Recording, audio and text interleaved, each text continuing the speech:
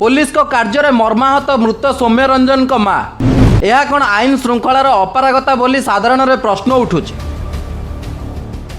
एपटे राज्य में अपराध बढ़िबार चली सेपटे सरकार राजनीति करुछंती।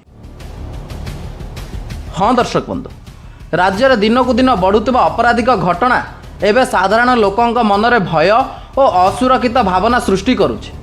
हत्या मारपीट गोष्ठी हिंसा भली घटना लगातार बढ़ुवा बेले अनेक निरीह जीवन अकाल चली जाउछि।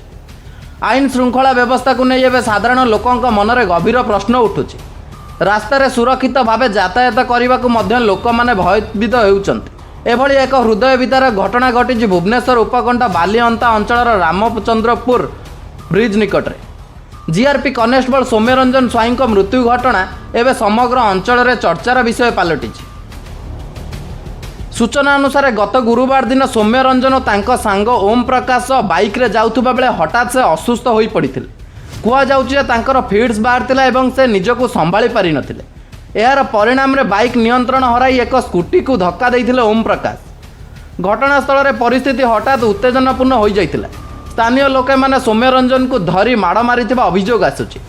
कुआ जाउछि जे से निजको बंचाइबाकू जाई दौड़िथिले मध्य तांकू पछुआ करी धरा जाई निस्तुक माड़ मरा जाइथिला।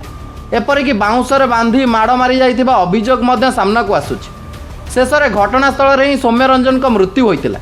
सबुठारु चिंताजनक कथा हेउछि घटनास्थल में किछि पुलिस कर्मचारी उपस्थित थिबा सत्वे परिस्थिति को नियंत्रण करि पारि नथिबा अभियोग हेउछि।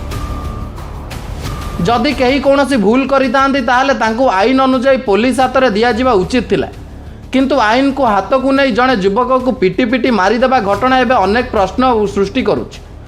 सौम्य रंजन का मृत्यु केवल गोटे परिवार नुहे समग्र समाज में एक बड़ा सतर्क संकेत। आईन हाथ को नेबा प्रवृत्ति जदि एभली भावे बढ़ी चले तेबे साधारण लोकों सुरक्षा केउठी रहिबो। घटनार सठिक तदंत होई दोषी विरोध में कठोर पदक्षेप नबाकू एबे सबुठारु दाबी हेउछि। ब्यूरो रिपोर्ट खुलासा न्यूज।